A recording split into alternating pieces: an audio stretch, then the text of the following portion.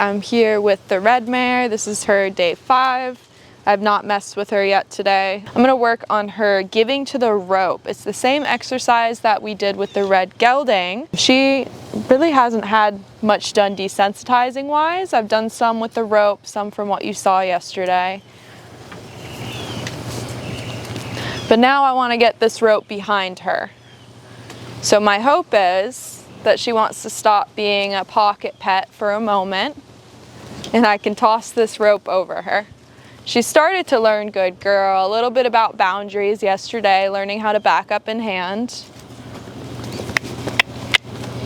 She's kind of like more of a domestic, like a pushy domestic baby that hasn't learned anything is what I would describe her as. Good girl. Good girl.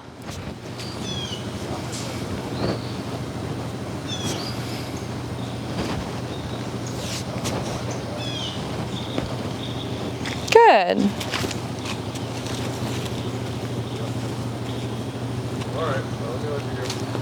That was the most uneventful thing you could have done. Okay, and she comes back in. All right, I'm gonna do that one more time that way because there was like the slightest bit of worry from her. She obviously understood the exercise pretty well. She was like, okay, my head is turned that way. This is the only way for me to get out of it.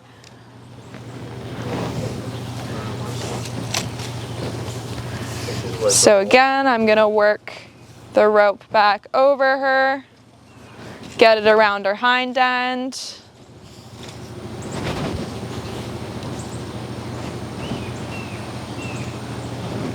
And lightly pull.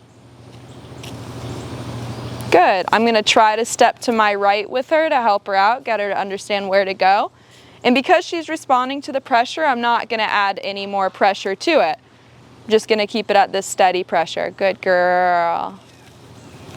Good. Right, because if she's giving me an answer, even if it's not the right one quite yet, there's no reason for me to increase the energy because she's trying. If she was just dull and sitting there, or like burying her nose in the ground or anything, I'm gonna increase the pressure. But because she tries, we just follow with that similar pressure and then release when she finds the answer.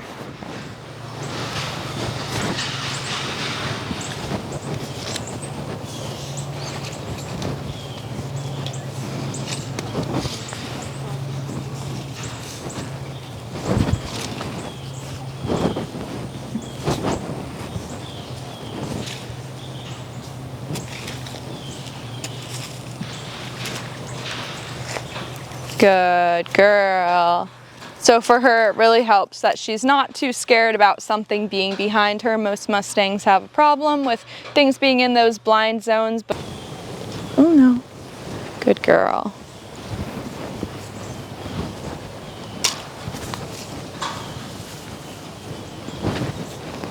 And this side is her off side, I believe. I've been petting her on it for 3 days now. It's not as drastic as a difference as it is with the gelding. Good, but I'm gonna wait until she stops moving. Good girl, and then I'll continue on tossing.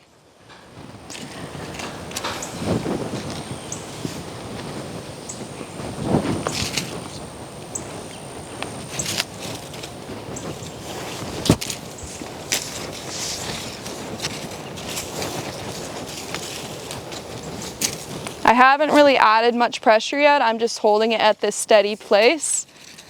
The problem with her is she just likes to follow and be next to you. Good. So I need first for her to keep her head straight.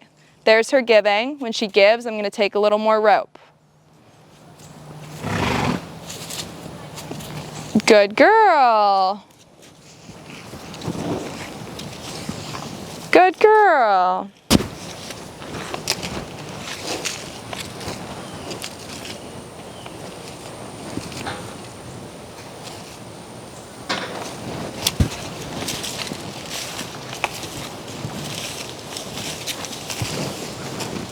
There, and this is good. This is one of the first steps in teaching her to not be in my pocket since she just wants to follow everywhere. She's going to learn pretty quick all of the body control. I'm going to see where her backup is from yesterday. Good girl. So all it is me holding right under the halter, and I squeeze and release.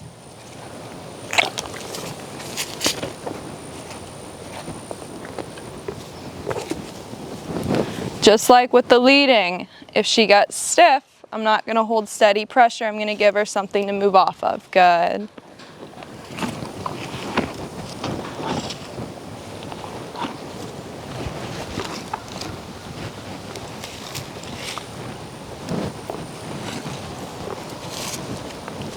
Good, and release. I'm going to start teaching her how to ground tie pretty soon, and essentially it's the same exercise. If I back her up, she needs to keep her feet in that one spot. If she moves forward, she gets backed up again.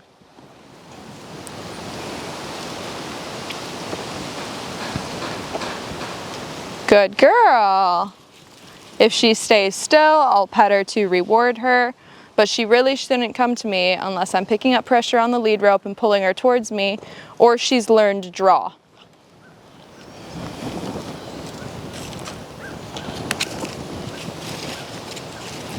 Good girl.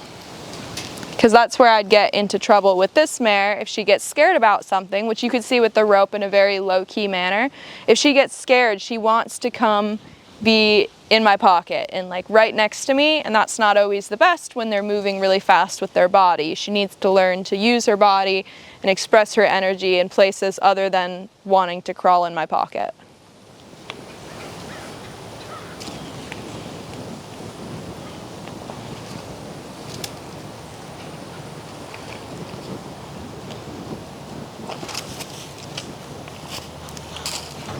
One more time with the backup, and then we're going to look at yielding the hindquarters.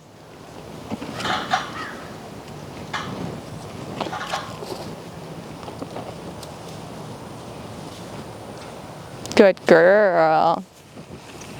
All right, for yielding the hindquarters, you can start with a stick or without. I'm going to start with one because I do prefer to desensitize them a little bit and get them understanding what tools are. So for her, we've already worked with the stick, rubbing it all over her body. Good. Now to isolate the hip, I'm going to start with my body energy. Look right at the hip. Good. And I want it to yield. Yielding is going to look like that inside hoof that's closest to me on the hind end. That's all we're looking at right now. Moving in front of that outside foot. So I look at her hip, and I kind of arch my body towards it, and see how they're just moving side to side. She's actually stepping back with that one. I'll tell you when she gives. There. Good. She crosses over. Good girl. And again, look at the hip. Almost. Good. The one I released on was a good crossover.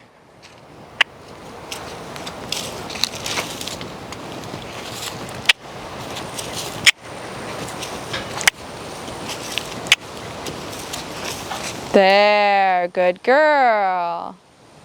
Better. We'll do the other side. The stick helps direct the energy to the body part that I want to move. Good girl. Good girl. So it starts with just my body energy, and then I would wave the stick second, cluck to her. There was one correct step in there. I'm trying to see if I can get two consecutive ones. 1, 1, 2. Good. I want the front end to stay relatively still. She's allowed to take steps because she needs to pick up her feet to move around, but I don't want her walking forward. I want it to mainly be focused on the hip. This is really important in teaching horses not only how to lead softer, how to tie up, how to have body control if I get loud with my energy, if I direct it to a certain part, how to move that under saddle. This is one of the first things she needs to know, and all of that gets taught on the ground. There's two types of releases I like to do with horses. One is jaw. So with my hand, I put it in the corner of her mouth and get her to open and lick and chew. Okay, similar to how you would use positive reinforcement to get them to lick and chew, relax their jaw. I just want her to open up and find a release there. It's not a true lick and chew like they would do if they were learning something and processing information, but it's getting their jaw unstuck. Okay, because horses oftentimes have TMJ and hold a lot of tension there. So if I have a horse that's really tight and anxious in an area, if I can stick my finger into the corner of their mouths, which I'll show you guys, and help them release, that's gonna help them.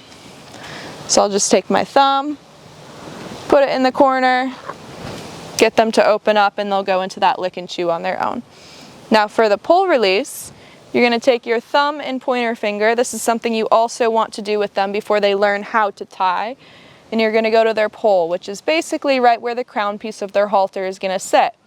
You're gonna squeeze a little bit. If they drop their pull at all, you're gonna release. So I'm squeezing and adding some pressure down, and to make sure I'm really definite in my release, my hands are going to come up like this. If your horse is really sticky, you're going to notice I do it naturally with my hand down here. You don't always have to, you can just have your hand on the pole, but for sticky horses, you're going to have a little tension on this lead rope too, help show them the answer is down. Okay, you can also wiggle that rope back and forth.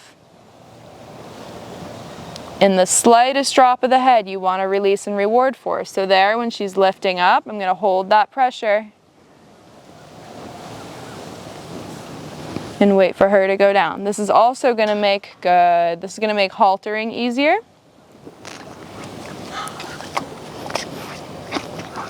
You're so weird. Good girl.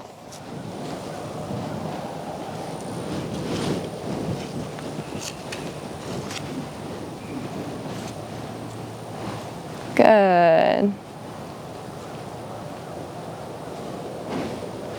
Good. And it's not going to get perfect today, but I do want her to drop probably like 2 more inches with her head. This is one thing that the gelding naturally has. He has a low headset. He likes to keep his head nice and low, so I think when he gets to this exercise, it's going to be easy for him. She doesn't really put her head low unless she's investigating something. Right, like when I'm working with her, her head is always up. She's wanting scratches. She's like right in my face. Good girl. That was the answer. Good girl.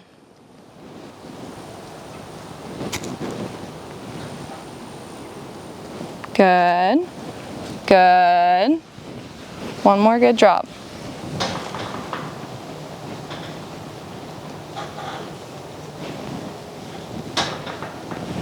Good.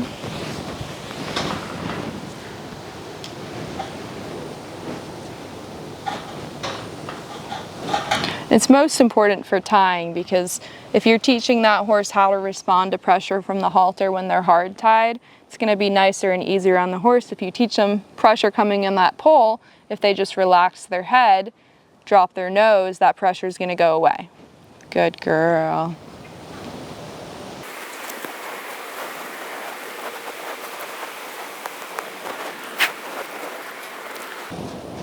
Good. No. No being mouthy.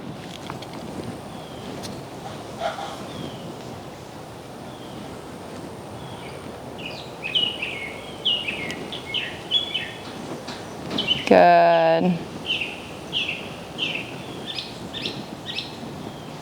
Good. Better. I felt that one more. There. Okay, I know you want the scratches.